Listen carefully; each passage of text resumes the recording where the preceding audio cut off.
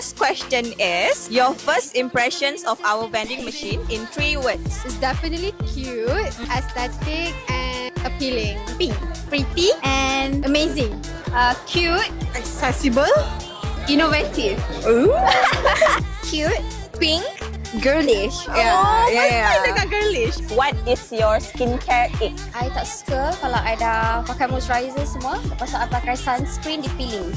Orang yang cakap chemical sunscreen is bad. I don't really like when people claiming like certain skincare macam good, but actually it's not. Skincare yang orang pakai satu je, cleanser untuk semua skincare. Macam, Cleanser je? cleanser Cukup je? ke? Macam tu. One Korean word you know. 안녕하세요. Sarahhe. Bagus Shipong. 여보. 감사합니다. 예쁘다. Name 3 brands yang you nampak dekat kita punya vending machine. Okay.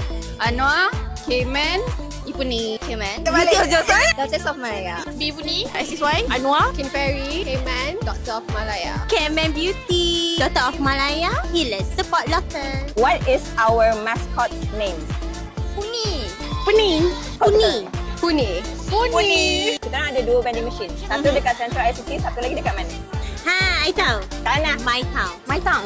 My town. My town Cheras. My town. Of course tahu.